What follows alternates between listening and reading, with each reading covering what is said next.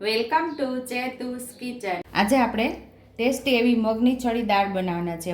એટલે અહીંયા આપણે મગની ફોતરાવાળી દાળ, ફોતરા વગરની દાળ લઈ લીધી છે અને ટમેટું, બે મીઠા લીમડાની ડાળખી, બે લીલા મરચાં, ઇંચ આદુનો ટુકડો અને 7 થી 8 કડી લસણની, લીલા ધાણા, મીઠું, બાકી રેગ્યુલર મસાલાની અંદરથી એકદમ કંઈક અલગ મસાલાથી આજે આપણે મગની દાળ તૈયાર કરશું, જે ખાવાની ખૂબ જ મજા આવશે।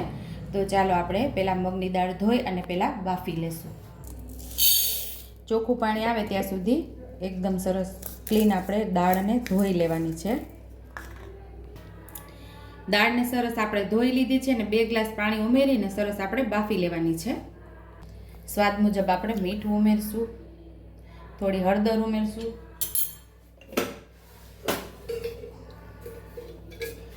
દાળ આપણે ઉભરાય ને એટલે 1 ચમચી જેટલું આપણે તેલ ઉમેરી અને આપણે કુકર બંધ કરી એક સીટી ફાસ્ટ ગેસ ઉપર અને 3 સીટી આપણે ધીમા ગેસ ઉપર કરી લેશું।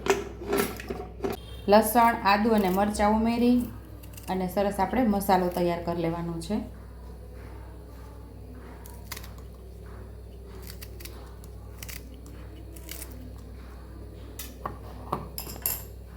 થોડા લીલા ધાણા ઉમેરી દેશું,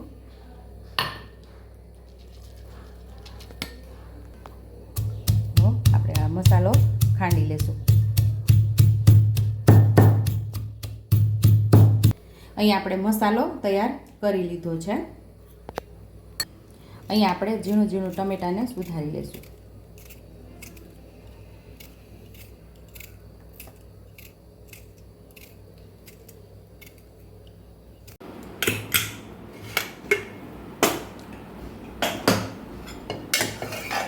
તો અહીંયા આપણી દાળ મસ્ત એવી પાકી ગઈ છે।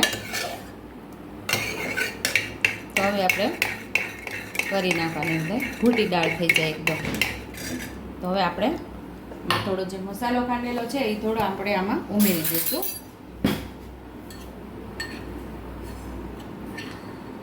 અડધું આપણે દાળની અંદર ઉમેરશું ને અડધું આપણે વઘાર કરશું અને એમાં 2 નાના પાવડા જેટલું તેલ ઉમેરશું।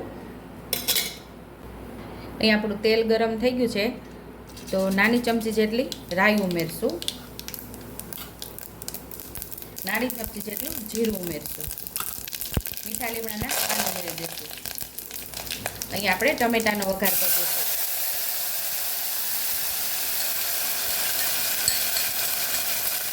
મસાલો ખાંડેલો એને આપણે ઉમેરી દઈશું।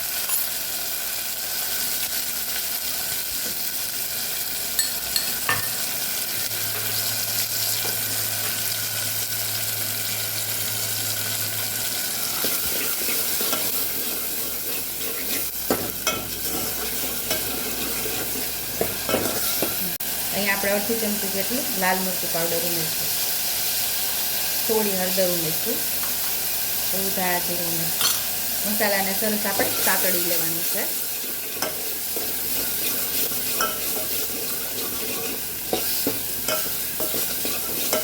તો આપણો ટેસ્ટી એવો મસાલો તૈયાર થઈ ગયો છે।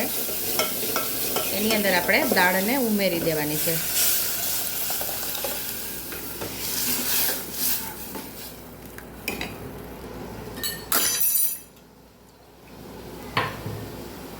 જે પ્રમાણે તમારે આછી ઘાટી ખાવી એ પ્રમાણે તમારે અહીંયા પાણી ઉમેરવાનું છે।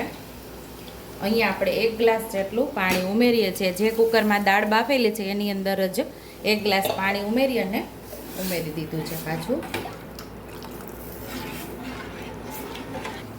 અહીંયા આપણે અડધું લીંબુ ઉમેરી દઈશું। ખટાશ તમારા સ્વાદ મુજબ ઉમેરી શકો છો।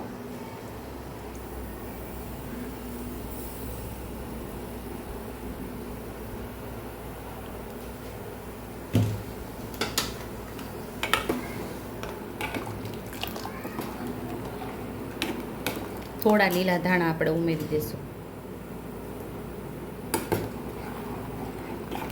દાળને સરસ આપણે ઉકાળી લેશું। દાળ આપણી સરસ ઉકળી ગઈ છે। સર્વિંગ બાઉલની અંદર આપણે દાળને સર્વ કરી લેશું।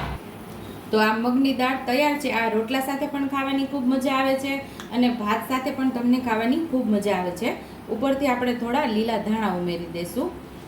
જો તમને મારી રેસીપી પસંદ આવી હોય તો મારી રેસીપીને લાઈક કરજો, શેર કરજો, સબસ્ક્રાઈબ કરજો, બેલ આઇકોનને દબાવતા ભૂલતા નહીં અને કમેન્ટ બોક્સમાં કમેન્ટ કરજો કે મારી રેસીપી કેવી લાગી. તો આવજો.